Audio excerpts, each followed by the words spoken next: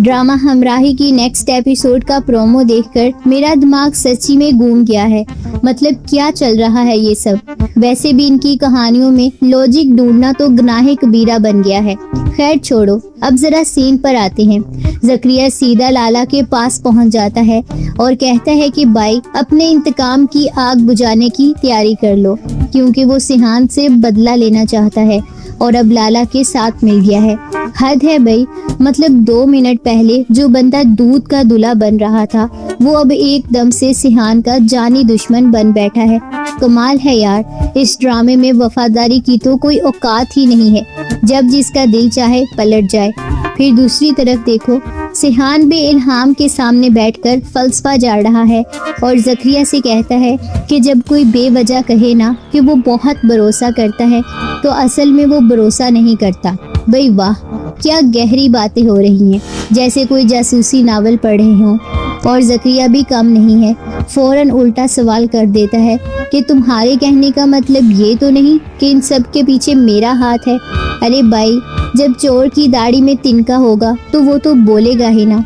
और सुनो, इससे भी ज्यादा मजेदार बात ये है कि लाला फोन पर किसी को हुक्म दे रहा है कि इस हवेली को सजा दो, चिरागा कर दो और सिकंदर से कहेगा कि रानिया से तुम्हारी शादी हो गई। अरे भाई, ये सिकंदर कौन है? लाला के घर का कोई आम सा नौकर या मुलाजम? मतलब किसी मुलाजम की शादी रानिया से कराने का कौन सा शोशा छोड़ दिया है इन राइटर्स ने? कोई अकल है, कोई तमीज है? ये कौन सी दुनिया में जी रहे हैं ये लोग, जहां मुलाजमों की शादियां इस तरह हुक्म चलाकर तय की जा रही हैं? सच्ची में ये क्या मजाक चल रहा है? उसके बाद सीन अगला तो देखो, ज़करिया अचानक सिहान पर गन तान लेता है और बड़ा फिल्मी डायलॉग बाजी शुरू कर देता है कि हमारे धंधे का एक बड़ा गंदा असूल है कि जिस पर शक हो जाए उसे गोली मार देनी चाहिए।